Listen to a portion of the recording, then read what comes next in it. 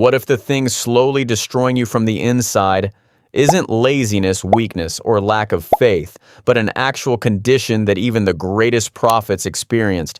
And what if nobody ever told you that? Assalamu alaikum and welcome back. Today we're talking about something that affects millions of Muslims around the world, yet is still one of the most misunderstood topics in our communities. Depression, not sadness, not a bad day. Real, clinical, soul-heavy depression, and every stage of it explained through both a psychological and Islamic lens. By the end of this video, you will understand exactly what's happening inside you or inside someone you love at every stage of this journey. And more importantly, you'll know that Islam has always had something profound to say about this. Stay till the end because the last point is the one that changes everything. Stage 1.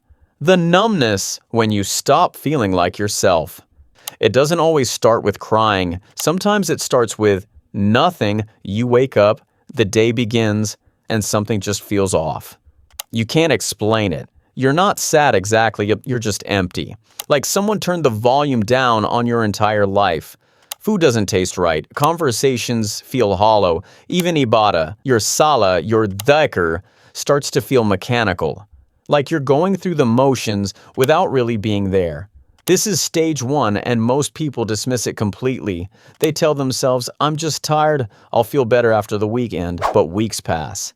Then months, and that emptiness doesn't leave. Allah describes the human heart beautifully in the Quran. He says in Surah Ar-Ra'd, ayah 28, "Verily in the remembrance of Allah do hearts find rest."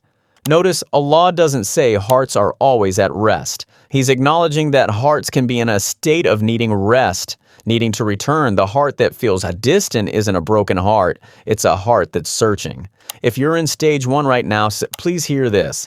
Something feeling wrong doesn't mean you are wrong. Stage 2, the withdrawal, pulling away from everything. Here's where it gets harder. In stage 2, the person starts pulling away from friends, from family, from the masjid, from social media, from everything. It's not that they want to isolate. It's that being around people takes energy they simply don't have anymore. A brother might stop answering his phone, a sister might start making excuses to skip gatherings she used to love, and from the outside it looks like attitude, like arrogance, like they don't care anymore, but on the inside they're drowning, quietly. The Prophet Yunus, A.S., went through this. After leaving his people, he found himself alone in the depths of the ocean inside the belly of a whale. Total darkness, total isolation. And what did he do? He made dua. Surah Al-Anbiya, ayah 87. There is no God except you, glory be to you. Indeed, I have been of the wrongdoers. He didn't pretend to be fine. He acknowledged his pain. He turned to Allah, and Allah responded. Withdrawal is not weakness, but staying in withdrawal without reaching out to Allah or to a trusted person is where it becomes dangerous. Stage 3. The dark thoughts when the mind turns against itself. And here's the part most people miss, and most Islamic channels never talk about openly. Stage 3 is when the thoughts get dark, when the inner critic becomes a monster. You're a burden. Nobody really cares. What's even the point? These thoughts are not facts, but depression makes them feel like facts.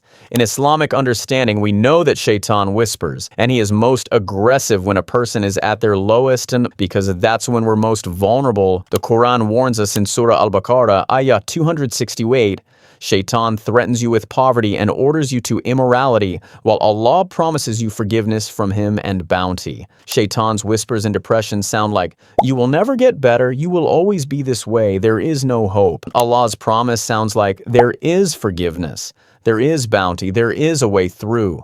If your mind has ever said something cruel to you about yourself, I want you to know that is not your voice. That is not Allah's voice, and it is absolutely not the truth. Please, if you are in stage 3, talk to someone, a trusted friend, a counselor, an imam, a mental health professional. This is not weakness. This is sunnah. Even the Prophet had companions he leaned on. Community is part of our Deen. Stage 4, the breaking point and the beginning of healing. But wait, there's one more point that completely changed how I see depression. Breaking points look like failure, but sometimes they're the beginning. Stage 4 is when something shifts. It might be a dua cried in the middle of the night, a single ayah that hits differently, a phone call you finally decide to make. It's not a dramatic movie moment, it's quiet. It's small. The Prophet, peace be upon him, said, narrated in Sahih Muslim, "Know that if the entire nation gathered to benefit you, they could not benefit you except with what Allah has written for you.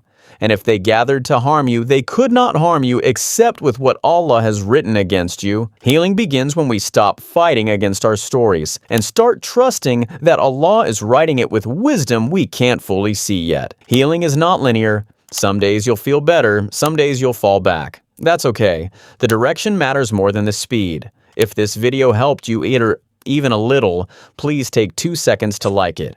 It genuinely helps this message reach someone who might really need it tonight. Subscribe if you want more content that speaks to the heart, not just the mind. And most importantly, share this with one person. You might not know who's drowning in silence right now, but maybe they'll see themselves in this. And maybe that's exactly what they needed.